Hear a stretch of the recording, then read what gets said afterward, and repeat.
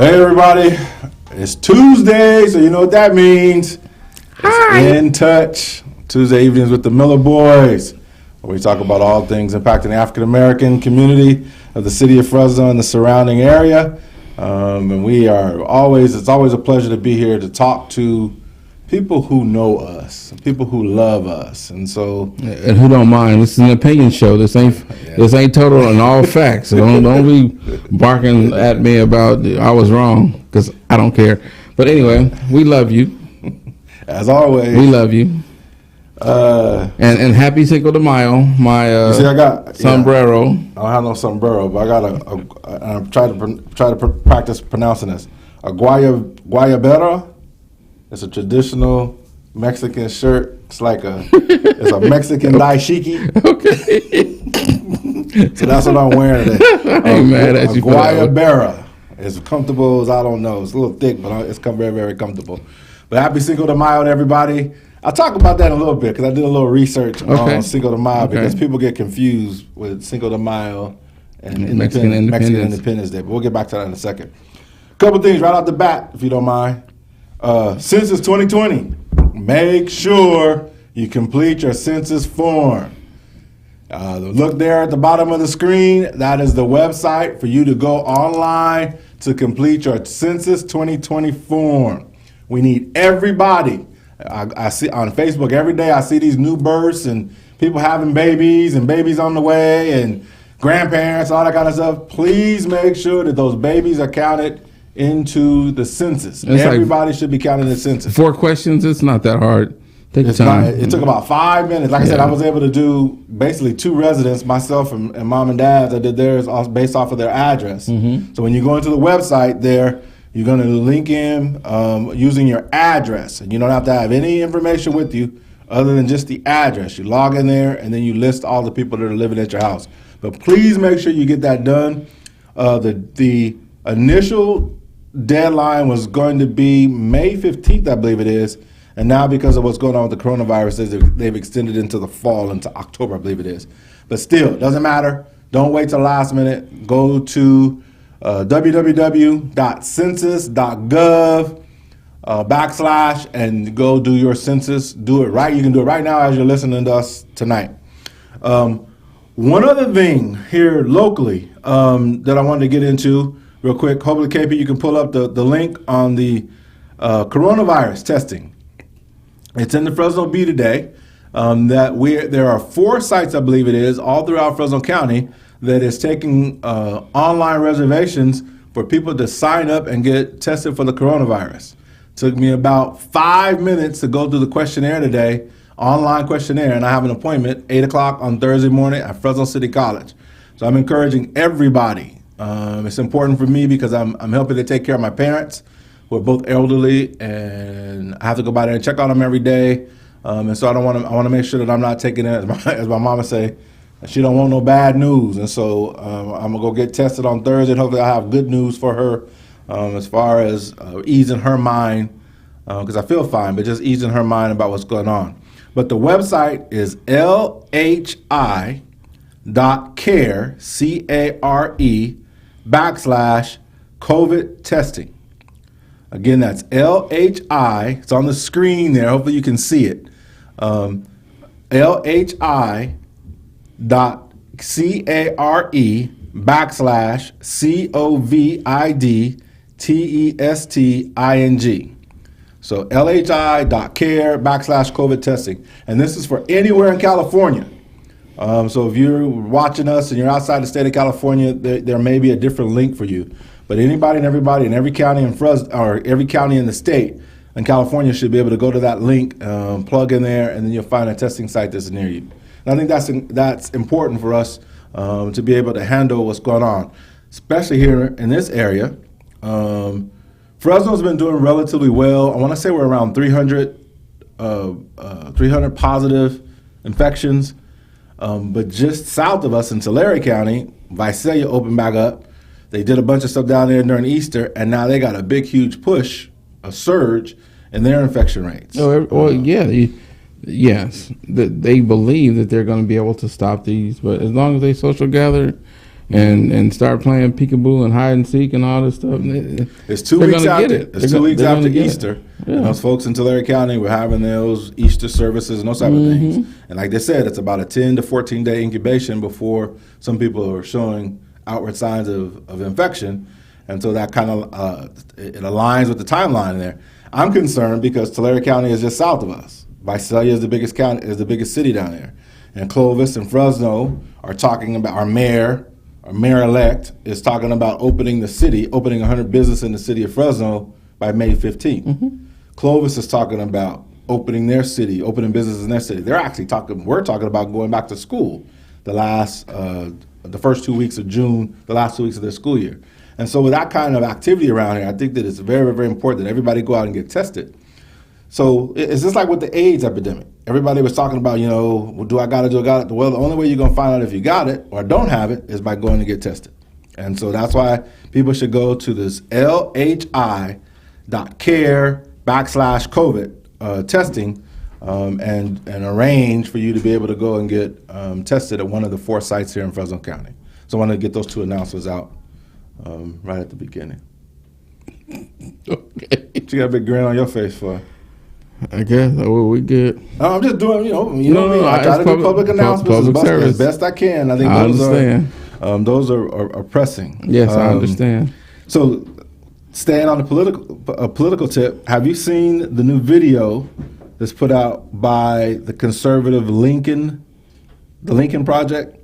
And the Lincoln Project is that local or is that that's national? National. Okay. No, I haven't seen it, but I've heard some of their things from the Lincoln group or whatever. You got to check it out. People say Lincoln, and Lincolns and Republicans are aligned because Lincoln, I believe it was the Republican Party's first president, if I'm not mistaken, because before that he was a president who freed the slaves. Yeah. It was Republican, who the conservatives and they always refer back to the party of Lincoln. Right, because at that time the South was heavily ran by Democrats at that particular time, and the Republicans were in the North there. So what does it say? What is it? But they're talking. They have this new video out that's called "Morning in America," but it's not morning as in morning in the sun. It's morning as in being sorrowful. It's MOURING. So mourning, sadness, and it talks about the coronavirus, and we're at. It says 60,000 deaths there. I understand we went across 70,000 deaths today. Talks about the economy being tanked out, talking about 26 million people who will file for unemployment, and how we are not ready. The country wasn't ready for what was going on. And so how can we afford another 4 years of this administration? Who? The conservatives? The conservatives are saying that. Oh, That's wow. why that was a twist. You got to go check it out. KB, can you pull it up real quick? Hopefully he's got it right there. Here's the video right here. There's mourning in America. So hopefully you're able to pick it up on your Today, We'll more than 60,000 Americans have died from a deadly virus Donald Trump ignored. With the economy in shambles, more than 26 million Americans are out of work, the worst economy in decades. Trump bailed out Wall Street, but not Main Street. This afternoon, millions of Americans will apply for unemployment. And with their savings run out, many are giving up hope. Millions worry that a loved one won't survive COVID-19. There's mourning in America. And under the leadership of Donald Trump, our country is weaker and sicker and poorer. And now, Americans are asking, if we have another 4 years like this, will there even be an America? Paid for by the Lincoln Project, which is responsible for the content of this advertising. Hey, so I thought that was important to show to show that. That video, I guess, was produced and published yesterday. And the Lincoln Project are conservatives. And I know some of you have heard the name Kellyanne Conway. I think she was the information. She is the information. Still is now? She wasn't the information. I don't think. She's an old lady that looks like she's shriveling up every day and day by day. There's always lying and defending Trump. Always defending blonde Trump. hair, thin face. I know the name. I don't know what she looks like. But her husband, George Conway, who's a lawyer, there in that particular area, is one of the main people who put this video together. There's a gentleman by the name of Rick Wilson who has a pedigree of making this type of videos for Republicans previous, and usually it's attacking the liberals and the Democratic side, but he's put his efforts in combination with George Conway and a couple of others to make the video that you saw right now. So just to be clear, that video you just saw was produced by conservatives. The Lincoln Project produced that video and put it out. So even some conservatives are tired of this administration, which is kind of interesting to me. And I want to make sure I showed and played that. You can find that video. It's on my on my website, or not my website, but on my Facebook page. You'll be able to find it on there also if you'd like to see it. So what are your thoughts on that? I think it's telling. I think that there's a survey that came out today out of Texas, a conservative group in Texas that has Biden and Trump in a 43-43 split. People say, well, that's just a tie. Well, yeah, but this is a conservative, very, very, very, very, very conservative state, Texas, who is putting the survey out. So if Trump is in that kind of status, 8 months out from the election, I'm quite sure he's feeling the pressure. Now, what's going to happen? Who knows? Is he going to take us into a war? What is he going to do? Well, he's already tried it. He's trying to say that this is a war that we're in now. We're fighting an unseen adversary, and blaming everybody, not taking any. And it's not the necessarily. If you're on our show, please share. I didn't mean to cut you off, but hit the share button so that others can come in to understand and give me a good intellectual understanding of this. We got quite a few people on there right now. So, but it's you and I had this conversation a month ago, and I know we talked about it when we were on the radio station, and you didn't understand my optimism and my faith in people. Optimism about what? Just that things are not going to stay the way. America is not going to stay as bad as America is right now. There's going to be a lot of issues, a lot of pain, a lot of growing. There's going to happen, i.e. we got 70,000 Americans who are dead now because of our delayed response, our government's delayed response to how we were dealing with the COVID virus. And how. So what do you project? What do you see as the future for America? I think it's going to get a lot worse. It is. It's going to get worse. It's going to get worse between now and November. Oh, it's Actually, going to get now worse in January. Now in January, it's going to get very, very, very. It's going to get tough, and I don't know. So when you say tough, I can't explain it. Here's the best picture I can. Have you seen what happened over the weekend with these? It wasn't black folks, wasn't Mexican folks, it wasn't rich white folks at the courthouses with their guns and their fatigues trying to say we need to open up the country. Those are the people that we need to, the people that he has hoodwinked and that believe in that form of government, the I, the me. Let's make America great again, taking us back before most of these people were even born. Type of government. The folks that are in the understanding, they know now it's so bad that they are willing to say, "Oh man, we messed up. We voted for this fool and we messed up." But that's what happens when you put a businessman in charge of a country and you're trying to run a country like a business. You got to stay in your lane. The government is government, business is business. And there are elements of business and government. There's elements of government and business, but they are two distinct avenues to be traveled on separately. And unfortunately, I agree with you that our electoral in 2016, wanting to make change, said, well, Jesse Ventura, the wrestler, was the governor of Minnesota. We had Arnold Schwarzenegger. But Ventura was more. He had more steak flesh in the game than What about Arnold Schwarzenegger? Hey, jackass. Well, I mean, but he was our governor. Jackass. But it was because of the conservatives, the Republicans, who went after Gray Davis, who took that Enron whole deal, that Enron that flipped upside down, and blamed him for all the power outages and power problems we were having in the state of California when it wasn't Gray Davis. they took advantage. The conservative side took advantage of something that was beyond his control and politicized it, and was able to do a recall and get him out.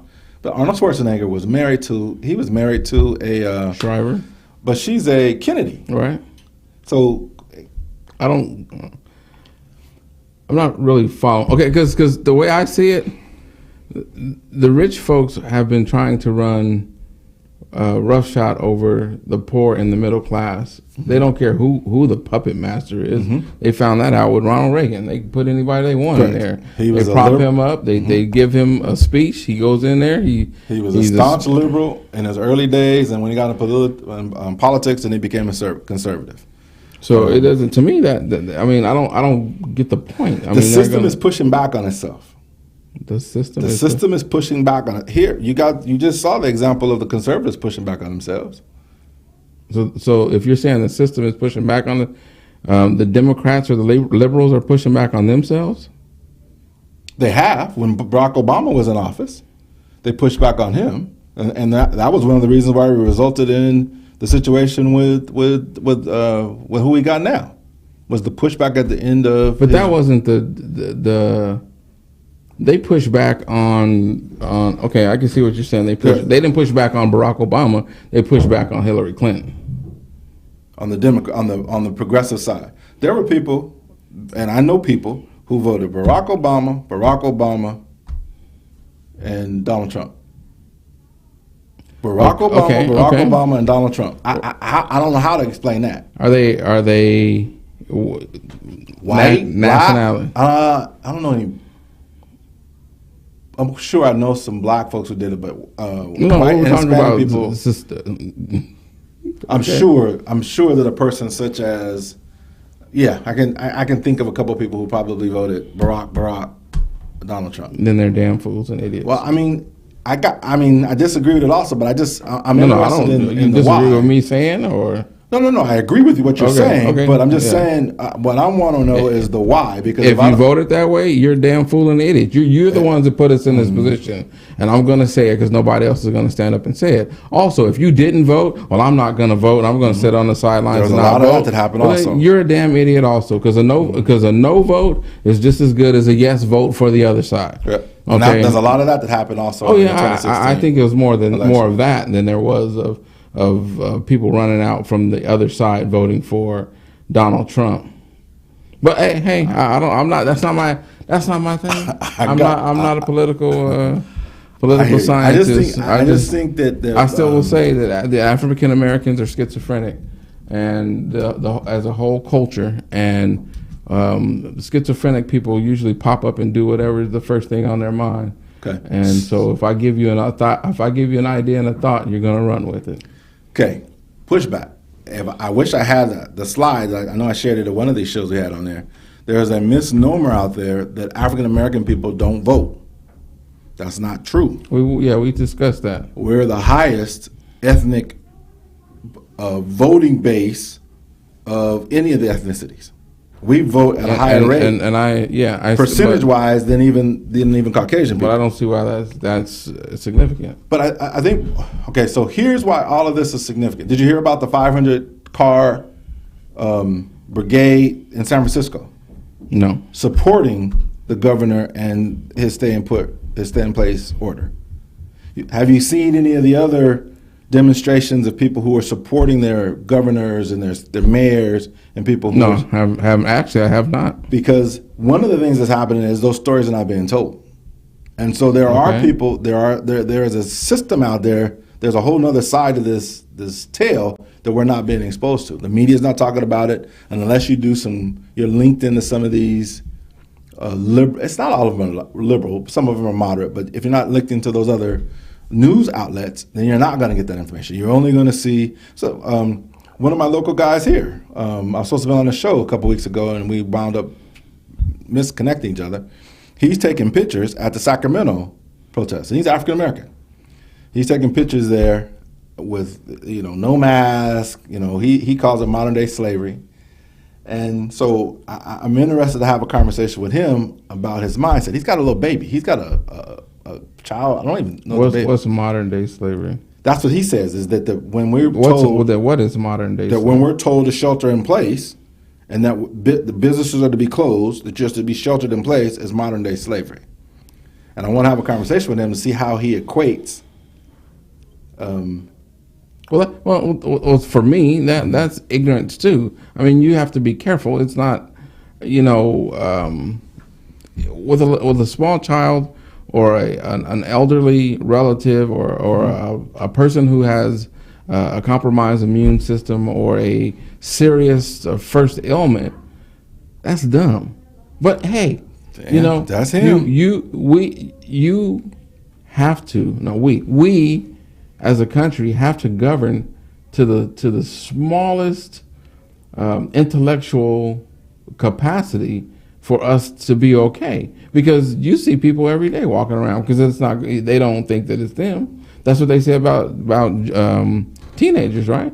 That they're invincible. They can do anything, and they're not gonna, hey, I'm bulletproof. I'm not gonna die. I'm good. So yeah, but when it happens to him, because I hope it doesn't. I hope it doesn't either. Yeah, but when it does tragic. happen to him, is it our responsibility? It's like smoking, or drinking and driving.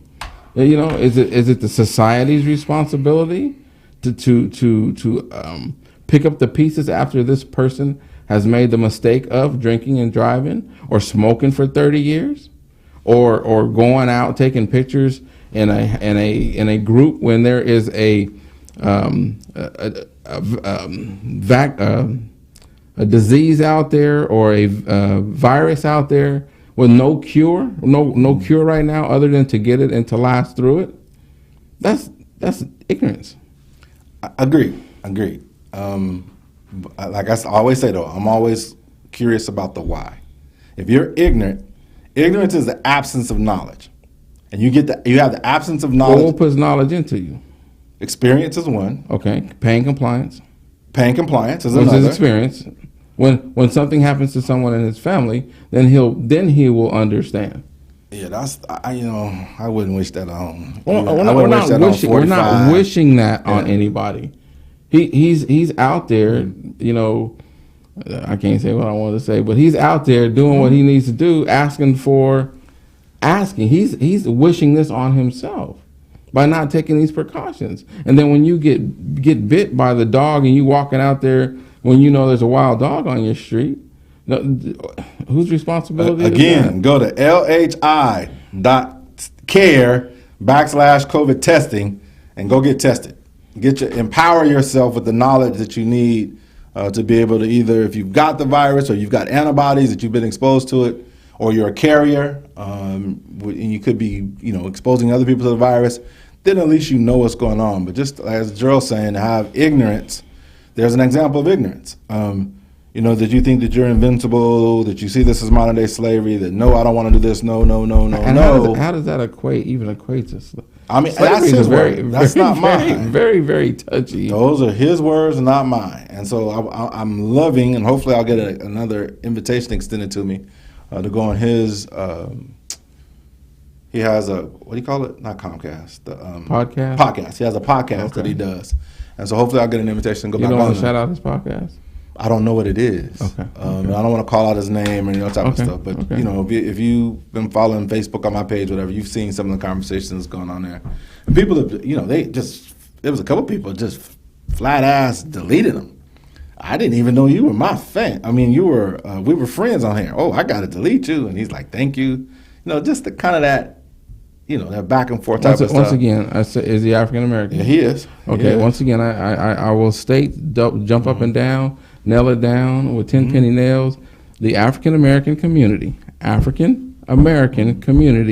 is schizophrenic. Sometimes we got to do this way.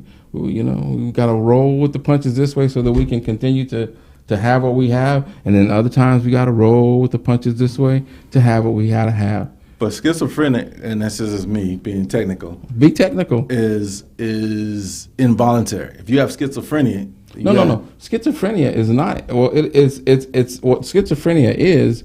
It's when your mind is under so much stress and pressure that it cracks and it breaks. And in order for you to live in that environment in which you are, you create another entity.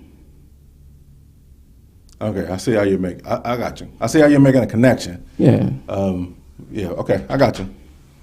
Yeah, we do. I call it code switching because we do. We do that intentionally. We do that to have to survive. It's code. Yes. Okay. And that schizophrenia. Once again, schizophrenia. You don't do to survive. We had this conversation once before.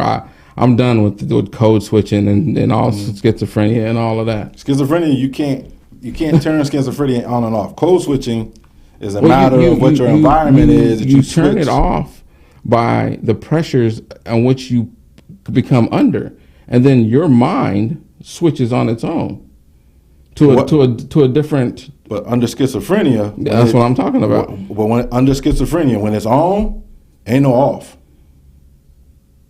There is no off. There is no cure for schizophrenia. They can control it with medication and therapy and those type of things, but there is no off to schizophrenia. Code switching, there is an off.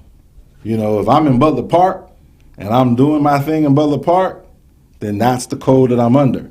When I'm at work, Madera Unified, Fresno Unified, there's a different code. I can't take the Butler Park code into Fresno Unified or in the Madera Unified. Most of the time, I can't take that back there when I'm with my fraternity brother. Why can't you? And I'm gonna tell you, it's a matter of survival. A lot of times, okay. It's a matter of survival. It's a matter it's a matter of being accepted by the power elite structure. Correct. That's what I was explaining last time we talked about the system of racism, white supremacy, and how African Americans cannot be racist because we don't have we don't have the power to be racist. I don't have the power to inflict upon you to make you code switch. Yes, you do. Okay. Well, maybe you don't. Gerald Miller doesn't. But there are African Americans. We're going to agree to disagree on that. Bob Jones, the old boy that used to own the Bobcats and BET, he can force you. He can be racist. Oprah Winfrey, Tyler Perry. Who are some of these other folks? I don't know. Bill Cosby. I don't buy into that. I don't believe in that. Okay, I'm just. They could be mean and they could be bigoted. Yeah. Yes. Okay, so I think because racism and capitalism, although they're not brothers and sisters, they are step brothers and sisters to one another as far as I'm concerned. Because you cannot be a good racist. Like liars and cheaters? Because you cannot be a good racist and be a bad capitalist. Because it's just ignorance then at that point in time. So that's what I couldn't, when we were growing up, and so the kids were in the McLean area. That was some of in Clovis too, when we were back in the 70s and 80s. That was some of the worst racism that I ever saw. Kids that went to parochial school. Some of the worst racism, as when I got to be an adult, doing games, that type of stuff, some of the worst racism from kids came from kids in parochial schools. And how are they racist? Comments, actions, beliefs, expectations, the privilege, the entitlement that they felt with that. And I'm talking across, I'm sure within inside of those units, there was also racism and ethnicity. But school A, parochial, to school B. Who in the society that we're in gets to decide if something is racist or not? Who decides it? Who gets to decide it? I don't. Well, society tries to define it, but I don't know. I think it's the individual person, and how it's impacting the individual or the group. That's what I would think, because, I didn't really believe that Fresno was a racist place because I was able to do everything I wanted to do until I got to Fresno State and took a class with Dr. Rogers, who's no longer with us. And we had this long running debate with him about how he would tell me how racist Fresno was. And I just did not understand racism. And then he started asking me a series of questions. Can you work any place in Fresno, in Clovis that you want to? No. Can you go and be comfortable in any neighborhood here in Fresno, Clovis. So when he started asking me those questions, and I started to internalize them, not just through my lens, but through lens of other African young, in particular young black boys or young black men at that particular time, then I could see the differences with it. But it took it, I was 21, 22 years old when I was taking that class. And he and I used to have these long, in his class, these long debates. I mean, it'd be, 15 of us in there. It was mostly underclass when I was older. But we'd have these long debates, and he wound up honoring me at the end of the year with the Rosa Parks Award because of the conversations and the enlightenment that I went through with him. And so it's ignorance, agreed. There's different ways. I think the best way to overcome ignorance is through experience. Because everybody believes the boogeyman is real. The boogeyman is in the closet, is under the bed. Boogeyman's coming to get you until you go to that closet and open it, and there is no boogeyman in there. Or you go and look under your bed. And I call that process education. Right, that's experience. But that's going from ignorance. Ignorance is that the boogeyman exists. I'm ignorant. I'm absence of knowledge about the existence of the boogeyman in that closet. Until I go and open the closet, I have no experience of doing that. Education is just not because you've experienced something. I think that's the best learning, though. That's been the best learning tool for me. It's my best way of being able to Because you could do the same thing over and over and over and over and over and get the same negative experience over and over and over and never learn. Oh, yeah, you learn. A drug addict. Drug addict is using drugs. A heroin fiend is doing something. I got you. Okay. A heroin fiend is doing something bad, and they know it's bad. The alcoholic is doing something bad, and they know it's bad. Most abusers, say in a domestic violence situation, are doing something bad, and they know it's bad. But it's what they learn, and they turn it, they flip it. As you talk about the mind and how the mind works, they flip it to justify it. Well, a lot of times when people are doing crimes, they're doing those things to make themselves feel better. It's about power and control. It's not. It's not about the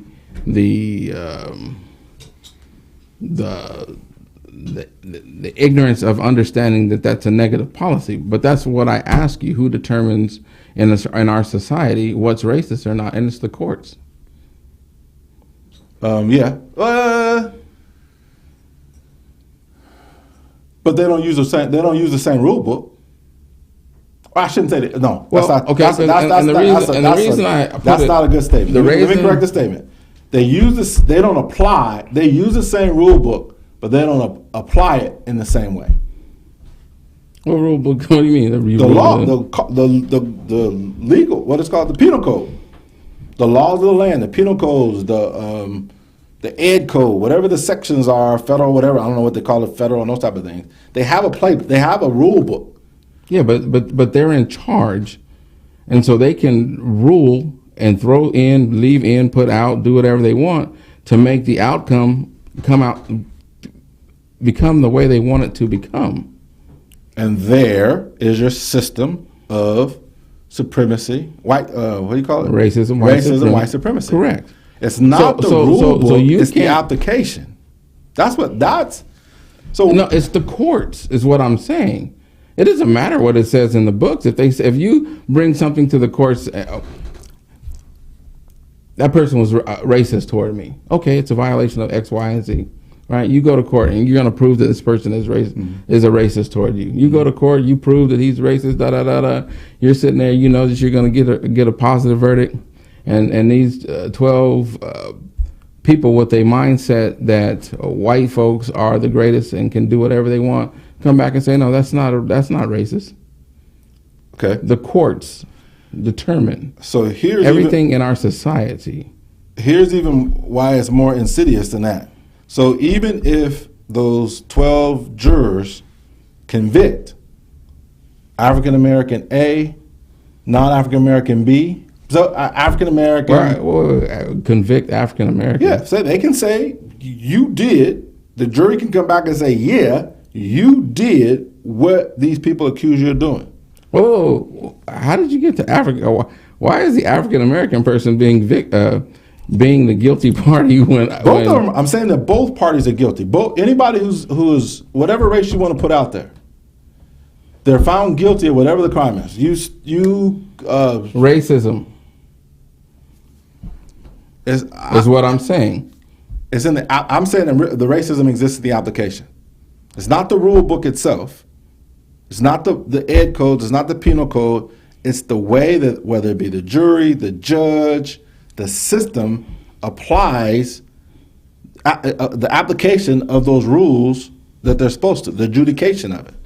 Because you can have two people commit the same crime in the same manner, one be black, one be white, and the sentences will be different. What's the difference between crack cocaine and cocaine? The recipe. How you make it. It's the same substance. It's just that one substance has other things put in it, and whatever it is, baking soda and whatever things they put in there to make it rock up. And powder cocaine is in its natural state. You can have the same amount of the drug, powder versus crack, and the crack person who's selling that will get a greater sentence than a person with powder cocaine. Yeah, because on the books it says that through mandatory sentencing, the crack dealers are going to get X, and the powder cocaine users are going to get X. Not because they went into court and the judge said we're going to give you more because you're African American, or of course it came down to who uses or sells one substance more than the other. Yeah, I get that. When did the mandatory minimums come into place? I don't know, 80s. That was Clinton, right? Or was it Reagan? I want to say, or was it right after Reagan? Bush? So it was Daddy Bush. Daddy Bush, probably. Okay. So what did they do before that time? Yeah, that would be right, because the crack epidemic would have been. What do you mean? What did they do before that time? Because the mandatory minimums has only been in existence the last 30 years. So once again, what are we? What's the subject? Mandatory minimums now? No. I'm just using that as an example. You talked about where does the racism come into it. Here's an example that you're given of the system being racist. Well, the whole system is rooted in racism. Correct. But that's not what I'm trying to get across. Then I'm lost. What point are you trying to get to? A white person. I hear you. I'm just saying that the book itself is the book. The laws that are in the books are the laws that are in the books. Who makes the laws and puts them in the books? People. People in history. Okay. Historical figures. The precedent setting cases. Correct. Are what you have to go by. Has this ever been blah blah blah blah blah? The legislation says we're no longer going to fly drones in certain places, and then they pass a law, and I'm just a bill. Now what you're saying is the applications of those laws are what is which makes it racism or not. The application of those said laws. Correct. Mandatory minimums, I agree with you, is a great example of the system correcting itself to be more racist. Because you don't have to agree with me on that. You're the one that brought that up and said that. Use that example. You're agreeing with yourself. But I was trying to focus on the application of the law, and that was a bad example that I used because you're right. Because if you go into a courtroom, a young African American male, and you're sitting in a courtroom, and the judge is Caucasian, the attorneys are Caucasian, the jury is Caucasian, and dead to rights. Your neighbor came over and slapped you upside your head and called you all kind of misfits and goons and goblins and all kind of stuff, and the police came out, and all they do is write a report because they're witnesses for the state. They write a report that says these are this, and they sit there and you go through the whole trial, and it's dead to right that this man has done all of these things to you, and the jury goes, no, it's okay. The jury says, yeah, they did, but we're going to fine them $1. Your judgment is $1. Your judgment, instead of Oh being no, the judge, they're not going to do that. the judge does. No, the jury says no. Well, he's not. He's not. Well, you got Dismiss. juries. You got juries that agree and says yes. The boy that that raped kid in the swimmer at Stanford, he was caught in the downstroke with this girl who was inebriated, and the jury found him guilty of rape. I don't know what degree of rape, but he was found guilty of rape, and the judge then and the jury found him guilty, and the judge then came in there and says that it would be a huge shock, basically a huge shock to his system, and he gave him. It would be an injustice to put this white to pin this on this young white kid, and it could ruin his life. Correct, but the jury said, "Yeah, you did what you're accused of." But the jury could have. My thing is, I got the you. jury could say no, and guess what? It's gone. I understand. I hear you. I hear you. I hear you. I got you. Anyway, let's get off that subject. So, happy Cinco de Mayo. I want to talk about this real quick. Okay. So that people, I did some research today. I knew this, but I need to go back in there and make sure that what I thought I knew was actual. For those of you who do not realize what Cinco de Mayo means, obviously 5th of May, it is not Mexico's independence. Mexico's independence is actually September 16th. And the Mexican independence was actually in 1810.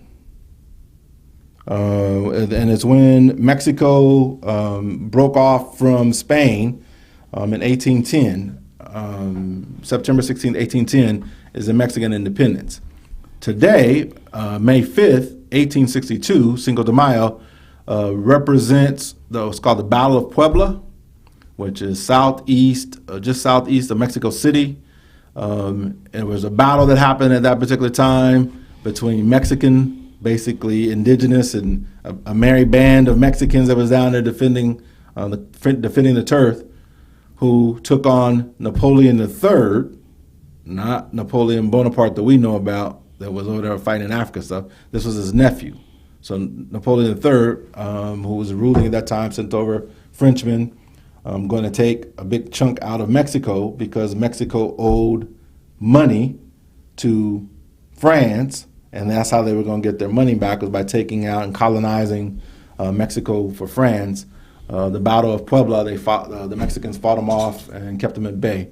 But the battle actually took 5 years, if I remember correctly, it took 5 years to complete. And so today, Cinco de Mayo is significant of the battle at Puebla in 1862, not Mexican independence.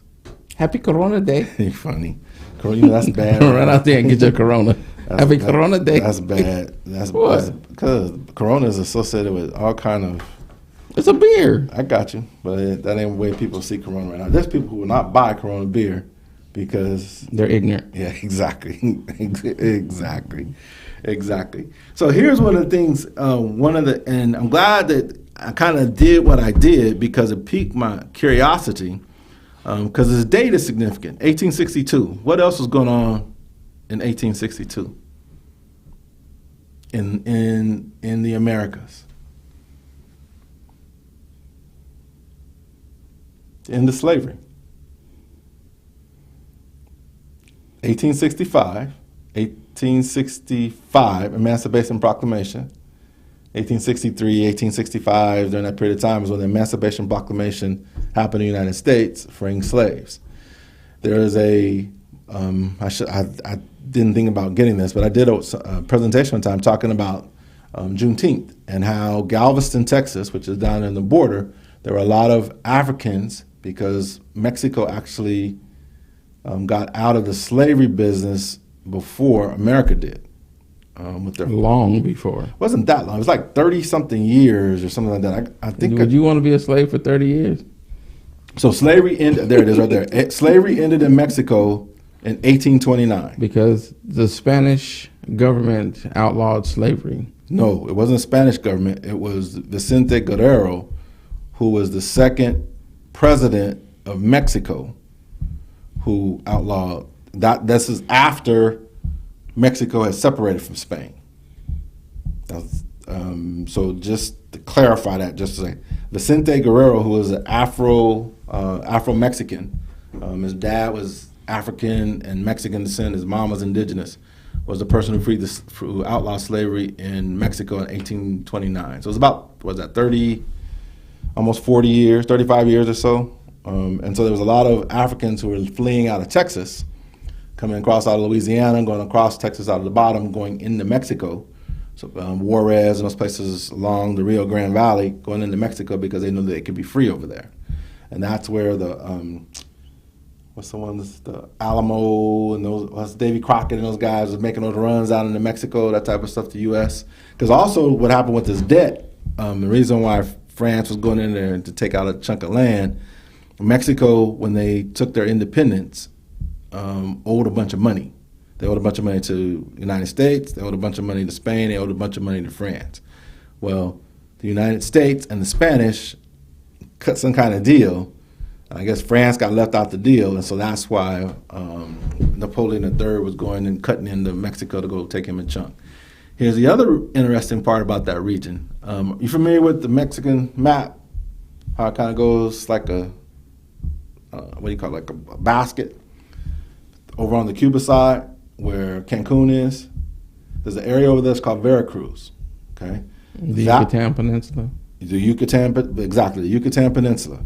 So this is where the Battle of Puebla took place, not too far inland from there. The French, when they were going to fight in this war, that's where they hit land, was in Veracruz. So on the Gulf side, not on the Pacific side, on the Gulf side is where France was coming in to go to Mexico City, going towards Mexico City to take them over.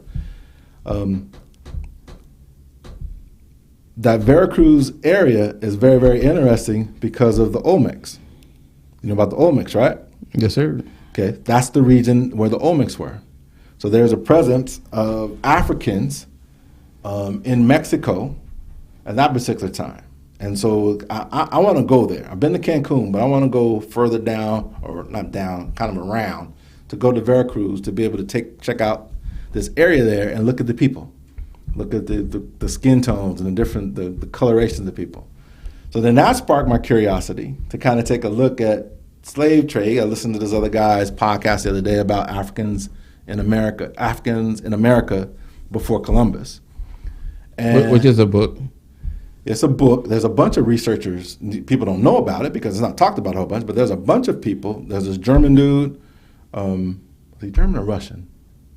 I don't remember anyway, from Europe, who came over at the beginning of the 19th century. It's called They Came Before Columbus. I'm not sure who. That's von Sertima. Ivan von Sertima, but he's African American. There is a white guy that came over from England, Eastern Europe, who came over, went to someplace, Barbados, somewhere was going to set up a commune, didn't work out, went to the United States and became a professor at Harvard, and he in his travels in the Caribbean saw remnants and historical factors and features, artifacts that Africans were in the Caribbean way long before Columbus. And so I listened to his podcast. So then I looked at the map. I challenge everybody to do this. Look up a place called, it's RECIFE, it's Brazil. It's the farthest eastern tip of the country of Brazil. And measure that to Monrovia, Libya. Liberia. Monrovia, Liberia, which is a lot of places where a lot of the Africans came over to the United States. Actually, I think Monrovia, if I'm not mistaken, is named after our president, Monroe, in Liberia. It's only 2,000 miles. So that's like going from here to New Orleans. So that's, 4-hour plane trip.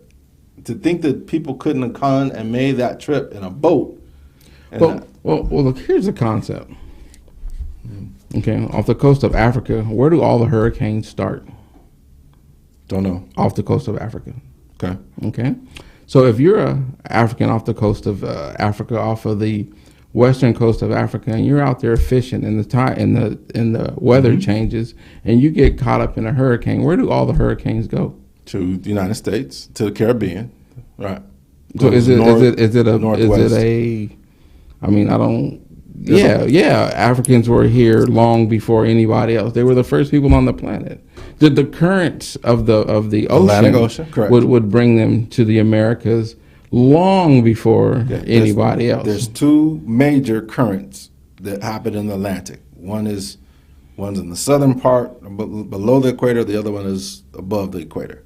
And there's history of, even Columbus talked about it, that people would get caught up in Did those Columbus currents. ever make it to the United States? I don't know.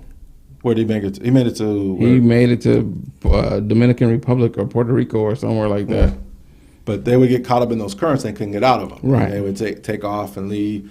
There's historical records out of Portugal and Spain. Those boats parties of boats being separated because one would get into the current and couldn't navigate out of it, and the other one would never get in there, and they get separated. And one would go back home with a report, and the other one would wind up in, the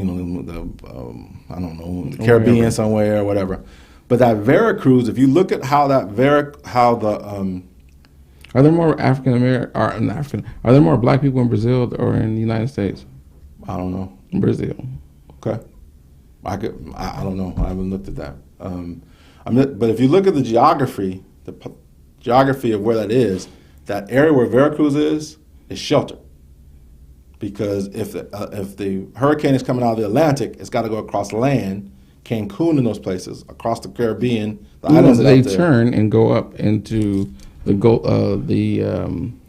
of Mexico. So what I'm saying is that's a great place, that Veracruz, if you can navigate and get through all of that, whether it be a hurricane that drug you over there or whatever, once you got over to where Veracruz is, it's going to be a nice area. You don't have to fight the currents and stuff. So it'd be interesting to find out what other cultures have been there. That's why the pirates set up Nassau, Bahamas. Why? Because of the currents, because they could get to that place and Don't have to hide worry in about all of the islands that are in the Bahamas. Oh yeah, it's history. So I'm fascinated by all that. I'm very curious. I have never really thought about it, but as I start looking at the dates, the Cinco de Mayo date of 1862, that they fought that the French came in port through Veracruz. They fought in Puebla, which is, I don't know how far it is, but it's a little bit inland. That the Olmecs, those big head statues. Those people were long gone though. I got you, but I'm saying is there was a presence there. Yeah. And those statues, those Stonehenge type statues are still there. They have a park just for them. Yeah. So They were I want to before be the able to. Aztecs, before the Incas and the Mayas and all of those. But that was in, yeah. so that was prior to that time. And then what's going on with the slaves escaping out of the United States, going out of Brownsville, across the Rio Grande, that went down towards that direction. How far down did they go? Did they make it to Veracruz also? And so I'm interested now at that whole, I almost said Mediterranean, but the Caribbean, the Mexico, Gulf of Mexico, the whole area there on Mexico. That's on my to-do list now. I want to go over there and just spend some time. The weather's probably beautiful over there. If there's anything like Cancun in that whole area. But it's just looking at those facts today when I was going through all of this, it just kind of keep, how I am kind of geeky about that stuff, pricked my curiosity. And I thought that I would share that in connection with Well, thank you. honor of Cinco de Mayo today, honor of the African American or the African presence in America, Corona Day. and Corona Day. You're funny. So we're about out of time. One more time. Let me go through these real quick. Census 2020. Make sure you get your Census 2020 completed. Like I said, it's easy online. Hopefully KP will run this there in a second at the Chiron or whatever the hell it is at the bottom, so that you can go to that website and get your census done. Those of you, I'm encouraging everybody to go out and get your coronavirus testing, lhi.care/COVID testing. You go on there. It's a quick little survey that you go through, maybe 35 questions or so. You go through those and click, and at the end of those, then you go and you set up an appointment. The site that's here in Fresno is at Fresno City College in the gym. I want to say there's a site in Reedley, and I don't remember where the other two sites are, but there were 4 sites in Fresno County. So please, like I said, as Joel said, ignorance, there's no reason to be ignorant about the coronavirus. There's an opportunity for you to go and get tested. Please take advantage of that. My brother, what's up? Making it day by day, being beautiful along the way. Okay. I'm not working on being beautiful. But we got to, maybe next week we can talk about Ahmaud Arbery, the jogger. And Well, we'll do that next week. There'll be some more But what I'm facts and things seeing coming out. is a rise of police brutality against African Americans as a whole across the nation. It's not even police, actually. It's the panic and the stricken and the fear that are on the minds of white folks right now. Before we leave and close this out, let me tell you a little incident that happened to me this past week. I was it was Monday morning. I went to the post office in Madera to mail a letter. And so I mailed my letter, and I was on the phone talking to Eric Coleman. So I said, well, let me walk and talk. So I walked around about 40 minutes in downtown Madera, and then not that long, probably about 20 minutes. Then I came back and I leaned against the wall that's in front of the post office there in Madera. And I was talking to Eric, and I guess it was kind of loud. I had my headphones on, I don't know.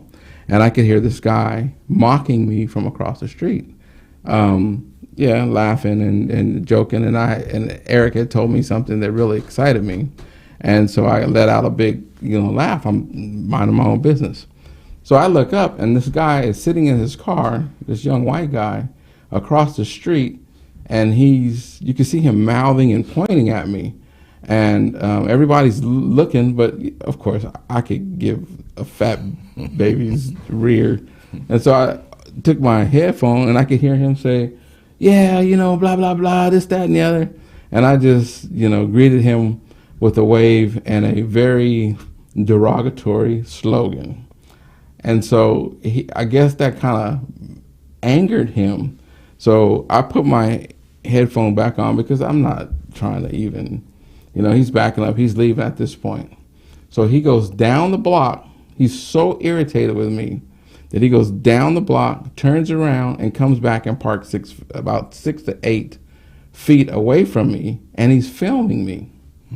And once again, I look at him, but now I'm, at a kind of a heightened state, and trust me, I can protect myself in those situations. So it's not a big thing. I don't take my eyes off of him, but I slipped the earphone back to hear what he was saying, and he's calling me all kind of derogatory names, and he says, why don't you go get a job instead of hanging out here in front of the post office? And I started all day, and I started laughing so hard because I had just taken my bills in. It's the first of the month, and paid my bills, which was well over $1,500. And this jackass is sitting here telling me, because nothing more than me being a black man, he has an issue with it. So I laugh and I give him the derogatory diet of the day again, and put my headphones back on, and he's still sitting there trying to engage with me in some type of. You didn't tell me he didn't have permission to film you? You can film anybody you want. Not if you don't give them permission. If you tell them they don't have permission, It's a public place. If you tell them they don't have permission. Well, the funny thing, I could care less about him filming. I don't care about. I could care less about him filming me. I just hope he went and had that dick sandwich I told him to go eat. But anyway, he was sat there and argued with me, who might as well have been mute, because I wasn't engaging with him. I didn't take my eyes off of him, but that's the level of anger that these Republicans and conservatives, who are mostly non-African American and non-Hispanic, non-Asian. I got two African Americans I can introduce you to. Okay, mostly non. Okay, those are the trials and tribulations that they're going through. So they have to put their anger out somewhere, and that's why my statement earlier about who runs the courts and what is the fair and just treatment that you will get in the courts, even though something has happened. Even in my situation, they were able to back, with the city of Fresno and the police department, they were able to turn the tide on me because I was simply defending myself against anyway, but that's why the courts are great. The courts are great, but they're not for us. And that was my point that I was making, because you go in the court and they can bend it any way they want to. Huh? The court system is based on protecting property. Well, okay. Look at the origins of laws and the court system and those type of things here in the United States. It's all based off of protecting property. Anyway, we've gone for our 1 hour. What's your parting shots today? Love, peace, and hair grease. Use it if you need it. We don't. So anyway, that's good. Anyway, it's always a pleasure to be here with my brother, having our opinions. Taco Tuesday. Sharing our opinions with you on Taco Tuesday. On Taco Tuesdays with In Touch with the Miller Boys. One other thing. Mm-hmm. I'm going to slide this. And then, because we had a discussion about sports folks and their bank accounts. And a thought came through my mind. Think about entertainers and not being able to entertain. Where their money coming from? So anyway, residuals. But you're right. The entertainment business is taking a huge hit. But that's all athletics. But anyway, God willing, we'll see you back here next Tuesday, 8:00 for Tuesdays evenings with In Touch with the Miller Boys. Till next week, peace. Taco Tuesday. Cinco de